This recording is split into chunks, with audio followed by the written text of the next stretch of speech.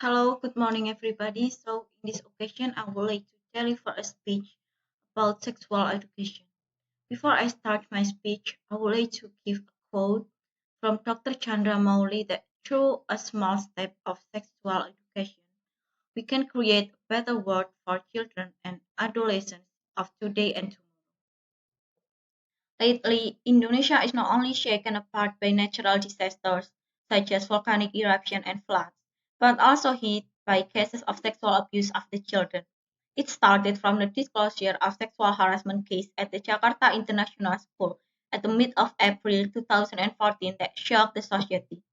Sexual abuse occurred in Jakarta International School, one of the oldest international schools in Indonesia, has the most stringent security at every entrance. Also, the more surprising news is the culprit of this crime are the janitors or cleaning service who work at this school. Another cases that happen in Indonesia is a father who raped his stepdaughter until she became pregnant. The two examples above are settings because children should have a happy growth period, not even trauma that will last a lifetime. Based on the data from Komnas Perlindungan Anak dan Perempuan, in 2020, there were 419 cases of sexual harassment on children in Indonesia. Sex offense is probably the most damaging crime category of all. The effects are likely to be psychologically devastating for years, sometimes a lifetime. People usually recover quite quickly from a burglary, theft, or even a mugging, but rape and sexual abuse often have a long time and grim tail. So I took a video from TED and Talk, and the speaker is Dr. Chandra Mouli. The speaker is talking about staying away from sexual education. There are 5 points that he made about the reason why sexual education is important and children around the world have the same right and chance to get known about sexual education. The first point is that we need to accept that we are staying away from sexual education. Children around the world learn about sex from friends, from books, from magazines, from films, and from internet. But the point is they not got the information from adults or parents who deeply care about them. The second point is sexual education does not harm children and adolescents.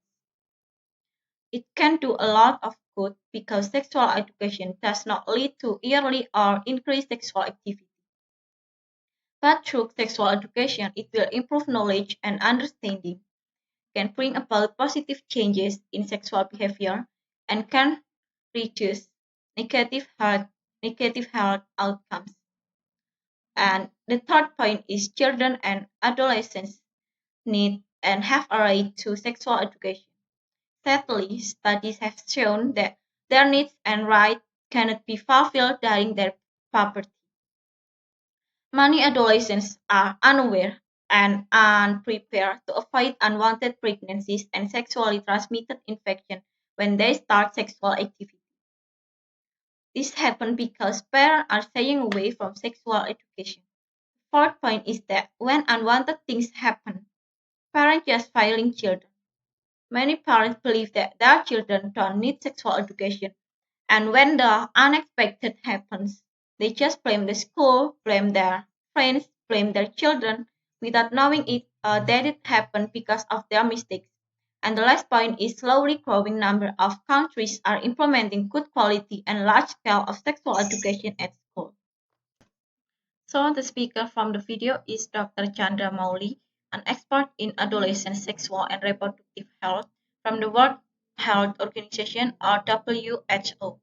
Based on what I know from the video, I think the occasion happened in a formal seminar, and the speaker said that there are a lot of audience are younger than him and the rest are older than him. It is a formal speech, so I know that the most of the audience is parents who want to know more about the importance of sexual education from early childhood. The reasons I keep listening his video is because from his explanation, I can gain a lot of information. He not only talking about sex education only in one perspective, but he also state from another perspective that I don't even know about. He is an expert in adolescent sexual and reproductive health from the World Health Organization. So I think he knows a lot of sexual education. He explained that sexuality education is not just teaching about sex, reproduction, or how to avoid problems. It is actually much more than giving information. It aims to prepare young people for a healthy sexual and reproductive life, but also a happy sexual and reproductive life. That's why I keep listening to his speech. And this is not a taboo topic, but this is topic that will lead to a better world. The video is give information about the reason why we should not shy away from sexual education, and some points is discussed about the effect if we keep shy away from sexual education. Sexual education is a right and need of children. In nowadays, sex is not a taboo thing anymore. In some European countries, sex between adolescents is a legal thing. So, as parents, they should keep their children from sexual harassment, free sex, unexpected pregnancies, and sexually transmitted disease by giving sexual education from early childhood. In delivering his speech, the speaker does it in a very formal way. He used some words that are easy to understand, and I think he can deliver a taboo thing into something that can influence people to do that. He is a great speaker, and I totally agree with the video, especially in this era that we don't need to shy away from sexual education. The world is changing, and sexual education has become a primary need for children. Many parents truly believe that their children don't need sexual education. They say they will learn as they go, just like adults did. Some of them believe in the value of sexual education, but they are too embarrassed to approach the subject. This is a formal speech, and there are a lot of audience. Most of them are parents, and their reaction was priceless. They really give all their focus and attention to the speaker. This makes me believe that the topic is really to them, and they really need the information. And I imagine if this speech is held in Indonesia, I think they will interest with the topic because, as we know, that sex education is a taboo thing in Indonesia's culture.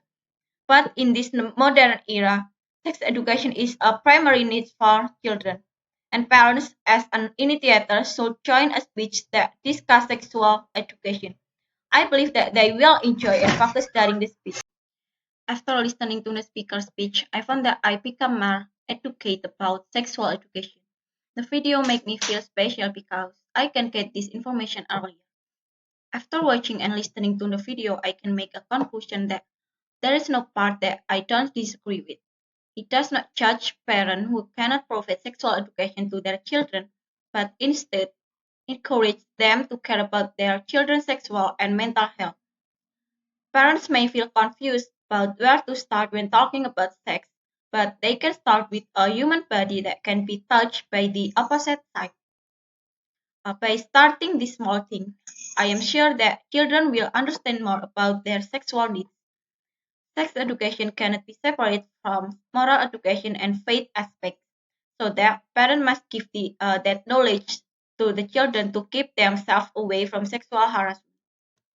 So this is my friend's comment from for my video, and I really like her comments because she provided a complete comment about my video, and I think he also agree with the video that sexual education is a important thing, and every children have the same right and needs to get sexual education from their parents. Okay, this is the end of my presentation, and I hope this uh, presentation can give you a new insight about sexual education and why is sexual education is important even though that thing is a taboo thing in Indonesia culture.